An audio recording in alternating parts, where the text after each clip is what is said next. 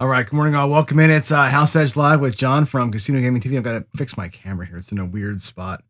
I bought a new camera, so it's one of these ones that kind of hangs out in front of your screen. So I have to move out of the way every day, so that when I bring it back down, it's always a little crooked. Anyway, good morning, happy Monday, everybody. We're gonna do a little bit of a test run this week again. So last week I was kind of play testing the idea of doing like a fact or fiction segment. This week I'm going to try a couple different segments as we go, and we talked a bit about this in the review of the ABCs of gambling, where I said, what do you want to? How do you want me to do this going forward? Because the ABCs can go ABCs of craps, roulette, blackjack, whatever. I can, and it would take forever, right? If I did 26 straight weeks of blackjack, you guys would probably kill me. And so somebody suggested doing ABCs once a week and change the game. So maybe like today, Monday, we'll make ABCs Mondays thing. And every Monday I'll do an ABC, and maybe we'll work through one game at a time or something. Or maybe I can do like, craps Monday, roulette Tuesday, whatever. Anyway, I'm going to give it a shot. We're going to try a little tiny short ABC segment today. I got some short segments set up for the rest of the week to kind of go through them. Let's see how we like them. And then what I may do is make every day show have an ABC segment, a truth or fiction state. You know what I mean? Like kind of like make the show more like that. So let's see how it feels this week. And just kind of, again, I just need your feedback in chat and comments. Let me know how y'all think about how it's going. So, all right. So jumping in, as you know, you don't, we do have volume. Okay, good. Jumping in, and I know it's boring, and I'm sorry, but I have to do it. I have to every day remind you of the ugly that why is the feed vertical, Joe? Joe wants to know the feed is vertical because I got two feeds going. My software puts out two feeds, a vertical one and a horizontal one. So the vertical one should have like a little phone icon on it. The horizontal one's regular. You can watch either one. The software is trying to figure out how to make the feed. I'm not sure if it's a software on my side or Google side, but it's trying to make the feed fit your screen. So if you're looking at it on your phone like this, you're gonna you're gonna get the vertical feed. If you switch your phone, you're gonna get the horizontal feed automatically. Like it's supposed to be this magical thing where it knows. Also, the horizontal ones will feed the shorts feed automatically too. So that's part of the reason why. Anyway, it's I know it's annoying. We're trying to work through it and get it figured out. Anyway, why does Joe, for example, fight to learn how to throw the dice every day and share the learnings with you, right? Why do I do this deep dives of stuff every day? Why does Jeremy put up a podcast every week? Why does David at Casino Quest put up all these videos, right? And if you watch beyond the innuendo, it's always about how not to get your ass handed to you, right? Because of this, right? The casinos are there to take it. That's it. They exist to take your money. We exist to help you not give it all up. That's the whole point, right? Now, you're not going to win every single time, obviously, but we're hoping to give you tools, bankroll management, risk tolerance, identification of opportunity, having discipline. Number one thing, discipline and money management, I believe, goals, and keeping yourself under control. Those things together, that's the tools we bring to the fight. That's what we've got. And it's not a fair fight. It's not a fair fight. We don't have enough bankroll to compete. But if we obey, quote unquote, obey some of the laws of psychology and go against the grain of what the casino wants you to do, you have a chance of not getting destroyed. And that's kind of what I'm after here. So, all right. Heading into the week here. Our schedule looks like this, and I'll keep the reminders up every day. As things grow, this may become a scroll or multiple screens, but we know, you should know by now, Joe, Craftmaster Journey every day, right? 9 o'clock East, 6 o'clock Pacific, 10 after 1, which is the Casino Tiers Live. podcast. It goes every other Thursday. Last Thursday they went. This Thursday they're off. It's about a 3-hour show. It's dig in for that. It's a good one. He brings guests on and everything else. Full of Chips. They drop that thing at like 3:00 in the morning or something on Monday. So when I get up on Monday mornings at 6 to get ready for the show here, it's dropped about 2 hours ago. So I think I'm at the time wrong. I'll have to ask Chris what time what the real drop is. But I think their intent there is to get you to like have that podcast in your ear on the way to work on Monday. I think that's why they do it. I have to ask them. But that thing drops in the mornings on Mondays. And then Color Up, of course, goes on Sundays the night before. So night before you got Color Up live to watch. The morning after you get some Full of Chips on the way to work. So a couple of a good podcast there, right? There's always great information on these things, and they're great to just put on your headphones or put in your stereo. Good Lord, your car radio while you're going to work. Anyway, that's the baseline schedule. I know that Brian from Wyatt Crap Shooters goes live a lot. I know he does on Sundays, and there's others that do like a thing. I'll get them on here as well, so we don't forget to support our neighbors, right? Or the rest of the Craps community. And speaking of the rest of the Craps community, check this out. This came out last night. Big AZ hit the 10 million view mark yesterday, which is insane. Like, I've got between this channel and the Casino Gaming TV, the old live channel, about 1.5 million views. He's got 10 million views on his videos. That's insanity. 10,000 subscribers. He's killing it. And the thing I love about Big AZ, and I can probably say this about most of us, right? Most of us, I was talking to Fran from 10 Ton about this. Most of us have this lane. We were talking about like the different kinds of YouTubers that are out there, and everybody's kind of got their thing. And it's why it's so hard for a new channel to come in and kind of take hold, because Jeremy's lane, for the most part, Color Up, is running strategies and testing them out. Ryan from Mark the Point is making inroads there, but they're basically strategy runners. And it's not like I have the best way. It's subscriber X gave me a thing. Let's give it a shot, right? That lane has been filled with a couple of pretty big cars, right? Joe is the guy and George is the guy that are every day throwing the dice, working their toss, logging their results, doing that. That's their lane, right? My lane obviously is teaching. Nobody's doing what I'm doing. Nobody, luckily for me, right? I'm the only guy doing this kind of a show. Big AZ really is the only guy doing like live play, like real live play. Like, I know that Brian and a lot of guys like Jeff was doing this for a while with the Crapsy thing, but Big AZ like brings you on Zoom and there's 4 people playing and you're all doing, he's running all your bets. He's making a live game happen on you. If you haven't watched Big AZ, he's making a live game happen, dealing with 4 or 5 players at once, tournaments. It's fantastic, right? So good for him, man. 10,000 views or 10 million views is absolutely crazy number. So congratulations. I know he was really excited about it, and I wanted to give him, the big shout out, right? Very good. All right. What is next? Again, I'm going to try this out today. And again, bear with me as we do this. My intent is for what I'm about to do. I'm going to spend some more time on it probably than I should, but my intent is to do an ABC's kind of a thing every day. 1 letter, 1 game, 1 word. So it's a short little segment. So as I'm doing what I'm going to do today, let me know how this lands, because this could be part of every day's show. A little, good morning, the schedule, the buzz, the ABCs. We'll kind of run down the thing every day and let the show have some rhythm to it. So anyway, today what I want to get into is the ABCs of craps. And we'll do the letter A today. And I think, I could spend a year doing the ABCs of craps. There's so many things for every single letter. There's just so much to it, right? I got to pick something though. So what I'm going to pick today is this. We're going to work on the ATS. And I think the ATS is one of these things that, I don't know if I wouldn't call it controversial, but I would call it a thing. And what I mean by that is there are some people and good friends of ours, right, that we know, I'm not going to have to call names out. They swear by the ATS. This is it. The only way to win money in this game. The only way to win big money in craps is with the ATS. And that's true if you're hitting it. Okay. If you're hitting the ATS consistently more than you should, then yes, it's the only way to win in this game. I would 100% agree with that. Okay. However, you're not going to hit it more than you should. Unless you're super practiced and you can knock the numbers down all day long on your own, you're just not. And what I've seen too is people play the ATS and say, well, I don't play it on everybody. This is, I say this actually. I'm not going to play it. I'll play it when I throw, right? Because it's a little incentive for me and I get the dealers up there. But people will say, I don't play it on every throw, on every shooter. You should. If you're going to play it, play it. I think Jacob says this, right? If you're going to play it, play it. You can't cherry pick who's going to have a great roll because you just never know.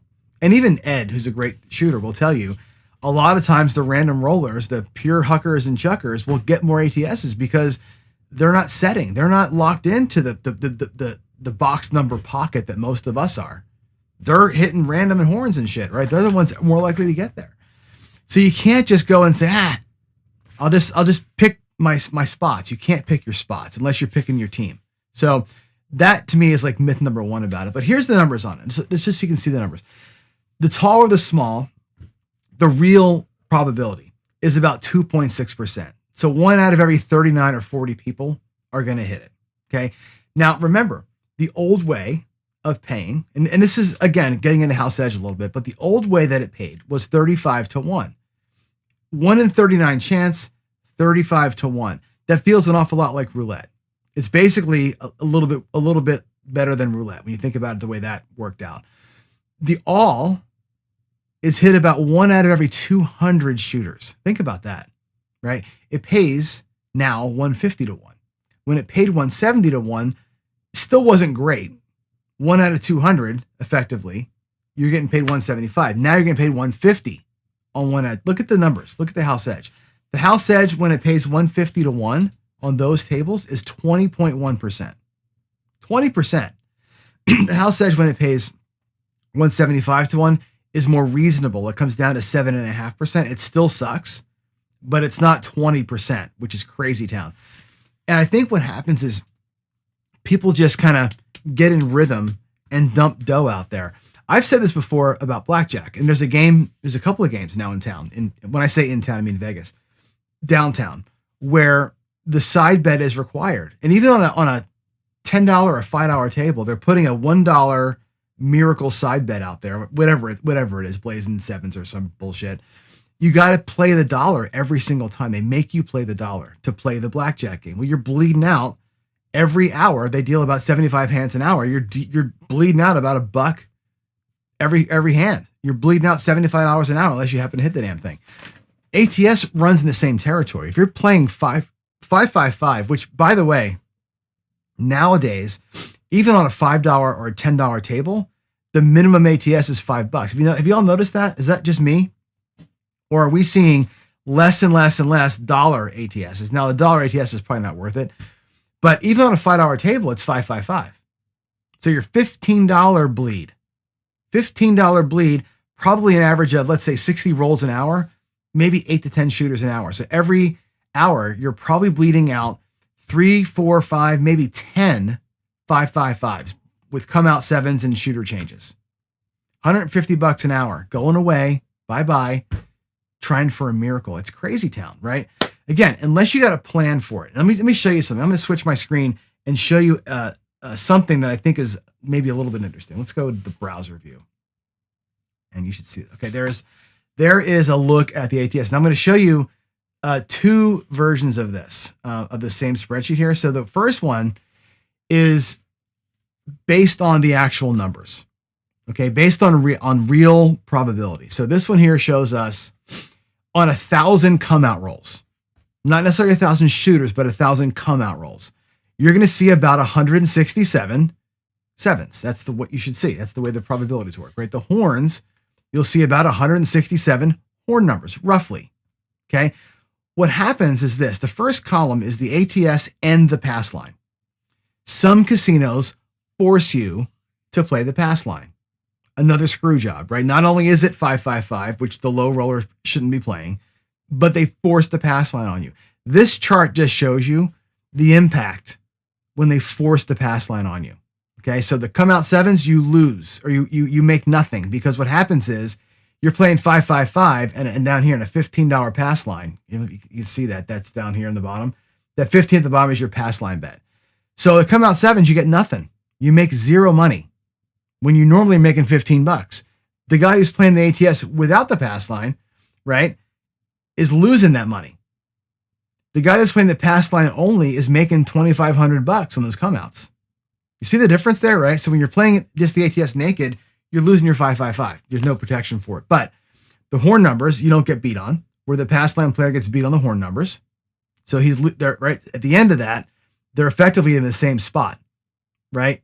They each lose $2,500. Now, on the points made, the pass line player makes money. On the points missed, the pass line player loses $15,000 versus the other guy who only loses his ATS. Remember, when a point gets missed on a 7, the guy playing the ATS and the pass line loses both bets. He loses $15 on the pass line and $15 on the ATS. So it's double the dink on that, right? Now, when the small gets hit, of course, they both win the same money. So in the end, if you're playing the ATS and the pass line versus the ATS without the pass line, you're looking at losing twice as much money in the end, right? I think this number is actually wrong. But why is that number adding wrong? Isn't that weird? Hold on a second. Let me see something.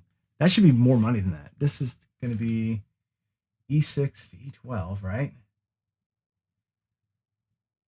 2,000 minus... Oh, yeah. And this one here's the same. It's because the points made. I wasn't counting for the points made. Sorry, that's my fault. I'm like looking at it going, wait a minute, what? This player does make money in the points made. This player does not. That's the other difference. So you can see the difference in there. So points made, of course, the pass line guy gets money. That's the difference. But look at, he loses $3,500 versus $1,000. If you're playing at the expected rate, right? If things happen as they should, right? You're 16% of your come out 7s and horns, and your ATS comes at the right rate, and you're playing. Now we can alter the values here, right? So some of you play big or tall, right? 5, 10, 5. Okay. And in that case, what happens is this: the pass line now starts costing you money because you're giving up $5 every time extra on the pass line. Your pass line player at $15. Now, if he goes to 20, it'll mitigate some of that. Okay. To cover it. So 5, 10, 5, $20 pass line. Now you've got your come out 7s are back to 0 again. All the same shit happens. But guess what? If you're playing the ATS without the pass line at a 5, 10, 5, you can optimize a little bit, and look at that, you come out ahead. There's a world in which the ATS with a bigger tall hit at the correct rate, 3.5 times out of 1,000, actually makes you a little bit of money. There's a world in where this works if you can survive all of this mess up in here. Now, what happens if the ATS, I gotta get this, why can't you see it? I guess that's fine. It's just weird that this, hold on. This is kind of stuff that drives me crazy. I got to get this there and spread out. I want you to see all the numbers. There we go. Okay. I'm going to switch tabs, and this is going to be an ATS actual. This is me logging throws on my daily shows. If you remember when I had my daily show, right? When I was doing dice tossing every single day, these are my actual numbers from those shows. Okay. Look at this. This is the reality. I'm not hitting it as often as I should, or I'm getting way less than I should here on these numbers. But this shows what it's like in the world. But look at this. If I was playing the pass line with my ATS, look up, I would have lost 70K. I would have lost 70K. That's a lot of come out 7s, right? More than I probably should have had on the come out 7. But that's the actual numbers, right? I'm hitting these a little bit less than I ought to. So if I didn't have the pass line, it's an $8,000 loss versus a $69,000 loss. Now we can change numbers all day long. We can make this again 5, 10, 5, $20 pass line, $20 pass line, and start changing our probabilities a little bit. And I can give you the spreadsheet if you want it, but this kind of shows you, I think, what it can look like if you're not getting it the way that you ought to. And I think logging real rolls is an important thing. If you're going to log real rolls, this is what you log: come out 7s, come out horns, points made, points missed, and what you hit. The other box numbers don't matter. All right. So I think finding a way to play the ATS, if you're going to look at this the way that I think we should look at this, is twofold. One, if you're forced to play the pass line, what's the optimal way to play the pass line? What's the best way to play the horns? And what's the best way to play the ATS itself? Should the middle, the all, be the bigger one? Actually, I had this wrong. It should be 5, 5, 5, 10, is the number, right? Should they all be the biggest, or should you pick an end? 10, 5, 5. Make an end the biggest. 5, 10, 5. Right? Which one should you optimize for? That's an interesting point to look at, right? Also interesting to look at, like I said, is the pass line itself. Should it be equal to here or more than what you're playing up top? If you're at 555 and you're at a $25 pass line, right? You can optimize some wins up in here and lessen some of the loss down here potentially, right? By getting this and playing the pass line as a little bit of a parlay. Let's go back down to my table and let's take a look at a couple of things while we're on the top. I'm going to move stuff out the way here and get us a different view of the system. Let's come to the table. Can you see the table? There we go. Let's get it so we can fit it on screen. Now, one thing I've thought about a lot is the way that people attack this. Because if you're going to attack the ATS, let's get some chips out here, right? If you're going to attack it, let's say you're really going to, we can use 5s or 20. It doesn't matter what number we use. Let's put the ATS bets up here, over here. Can you see them? 1, 2, 3. We'll make that our ATS bet. Okay, 5, 5, 5. If you're going to do a 5, 5, 5, I think it's folly to do a $15 pass line. That's hurtful, right? The exact and exact, I think, is going to hurt you. We saw that in the spreadsheet. The spreadsheet shows me that if I do this over time, this tie makes it worse for me. I would rather be here, a little bit more on the pass line, so that when the come out sevens happen and I get paid 5 quarters, right? Or 5 nickels, and I lose my pass line or my ATS and I put it back, I have a little bit of dough. Matter of fact, I probably stack the dough, right? So that my next win looks like this. Lose the ATS, put the ATS back, and now I've got $30 in profit. That $30 represents 2 more cracks at it, right? Working the pass line in such a way that you can pay for subsequent tries up here on the ATS might make more sense, okay? Also, I know that guys do this too, is making the horn a part of your game, right? Again, $15 up here, at the very least, a 3-way craps, right? Even in any craps at 7 to 1, $21 versus 15 is better. I don't mind this at all because $21 and let's say you got my quarter down here. It doesn't quite cover the quarter, but when a horn number is thrown on the come out and you set an ATS number, you're getting this knocked out. Bummer, you lose $4. But one of your hard numbers to hit, one of the ends, 2, 3, 11, 12, maybe gets taken down on the ATS, and this you're getting paid as you're getting that set. Not a terrible thing. I'd probably play a 3-way craps on that. I've already got the 11 here. I'd probably play a 3-way craps where they get paid a little bit more on the end numbers, right? That's a way to attack this thing. And again, if you're going to play it. If you're going to do this kind of thing, do this kind of thing. A $6 3-way craps pays a little bit better, right? I'll give up the $6 here to get a win on a crap number when it comes out. And again, if I'm going to press this up, right? If I'm going to take that win and make it look like 35 on the next roll, then this is really okay with me. I'm totally fine with this. Finding a come out path that makes sense for the ATS and let it get set. Now, if you catch a point with my big puck, that's so ridiculous, right? If I catch a point, right? A lot of guys do this. I'm going to show you something fun. A lot of guys talk about getting out of the hand, right? I have to put it over here so you can see it without the glare. A lot of guys are looking to get out of the hand. Okay, now here we're not. Okay, here let's say you get a point. We've lost $6. Let's just do this. You got a $25 bet on the pass line, right? So you're out 6. You got 25 at risk. That's 31, and you got $46 at risk for this play, right? Getting quote unquote out of the hand usually means betting inside or betting across, doing some shit so you can pay for your box numbers, right? I would say to you, you got to get 25, 31, 41, $46 off of this table and then stop playing, right? Have a little system up here that makes you $46, whatever that looks like to you, whether that's a quick Dallas drawdown or a quick duck and cover or whatever it's going to be up top.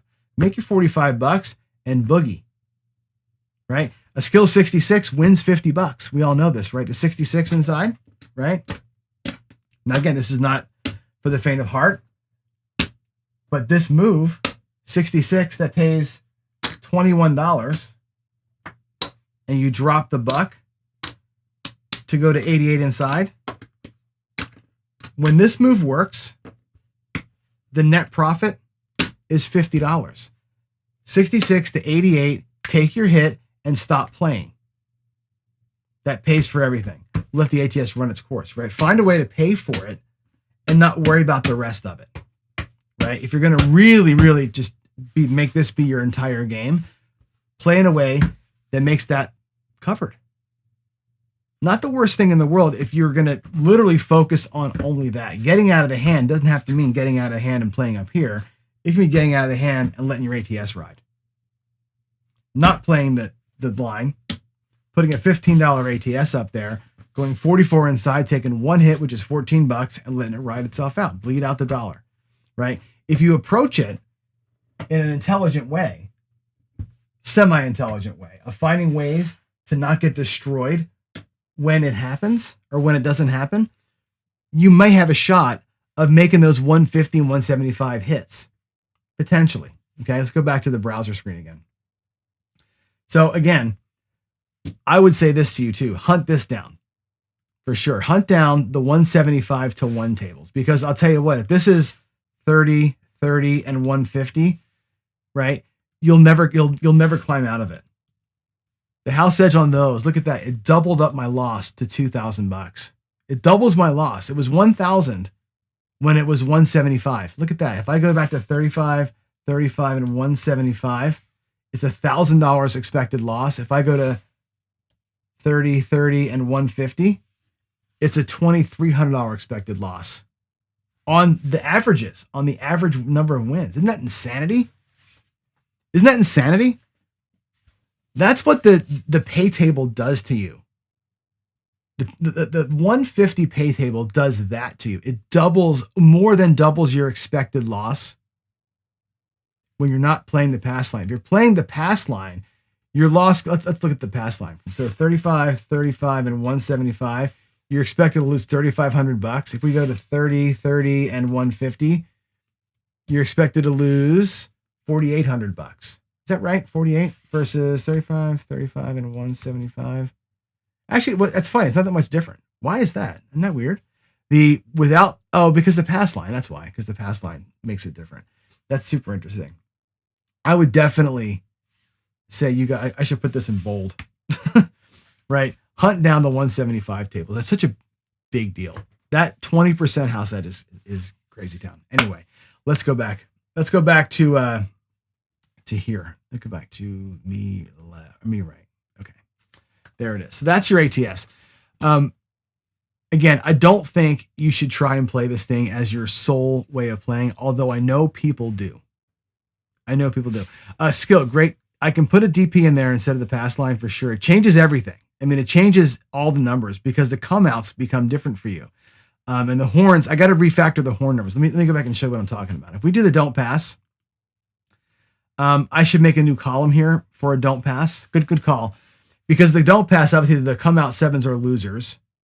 They're actually double losers. If you're playing the ATS with the don't pass, the come outs become double losers because you're losing on the don't pass and the ATS. So this number goes to 5,000, right? The come out horns become winners for you, but not all of them because the 12s don't win, right? Your points made become losers for you. The points missed become winners for you. So there's going to be a little bit of a dredge in here. I think it's going to be worse if you just do the don't pass. I think the come outs, especially if they require a line bet, if they require it, I think it becomes worse. I'll do that though. I will do that skill. And maybe I'll represent that tomorrow. That was a kind of a miss today by not having that. I should do that. Good call. Thank you. Let's go back here again. Yeah, good. That was a miss by me. So good call. But I think it ends up being worse because the come out sevens end up hurting you way more than the points missed, which is unfortunate. All right, I see some of this. Nobody ever played the ATS And I'll see some people that say you only ever should play the ATS. What's funny about that, right? You'll have people that live on both sides of that it's the only way to play, only way to make big money. And I know people who do bet 100 ATSs, right? Or 25, 25, 25. And then they'll take that win, right? And use that win and only play 100 until that goes away. Like, that's an interesting strategy, I guess, if you're hitting it. And if you got a private table in your team and you control the conditions, maybe there's some there. But for the average person on an average table that pays 150 to 1 at a place that requires the pass line, and you're bumping out 555 on every single person at the table, you're going to get killed. And not by a little bit of money. That 1,000 shooters is not a lot of shooters, frankly. You're going to bleed out $1,000 to $4,000 just on the ATS. Just on that, not including everything else that's going wrong for you. So I think just be careful with it is the thing. Be careful with it. The guy who invented that, it's a genius move. The casinos, that's the kind of thing that keeps the craps table going, if you think about it, right? The craps table, I think I gave this to you before. A full blackjack table, David told me this, that one of the GMs said this. A full blackjack table, full of players at a $10 game with one dealer loses $85 an hour, right? Because of costs, because of, capital costs of running a casino. That table's a loser with one dealer, and a full $10 game loses $85 an hour. Go to craps.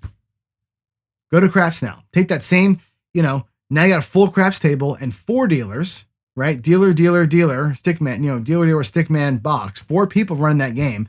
There's actually a 5 or 6 person crew because of the breaks.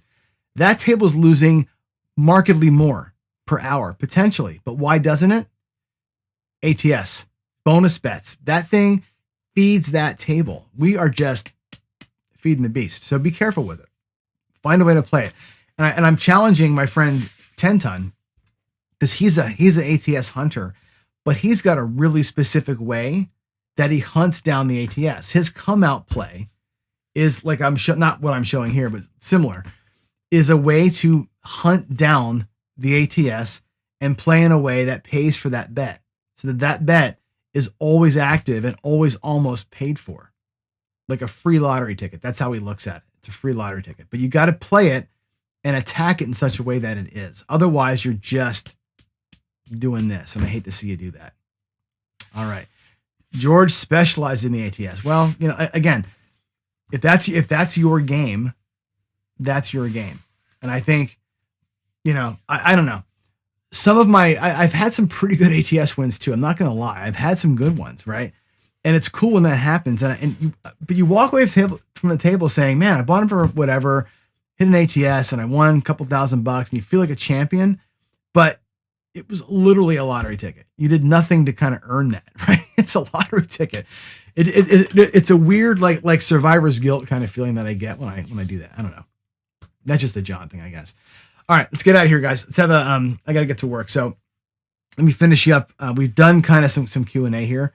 I would love to know though, right? A one topic day like this, and again, probably a little long because it is the ATS, but a one topic little segment every day on the ABCs of something. If I can make that be 8 minutes long or 5 minutes long, and do that plus a quick fact or fiction in with it, would you like that? Or do you like it better when it's a longer day? That's what I want to know. Do you want like longer segments like this one was, or short, and go, ABCs, fact or fiction, blah, blah, blah, and have like a nice organized walkthrough segmented kind of a show? You tell me what you want. Again, it's your show, not mine.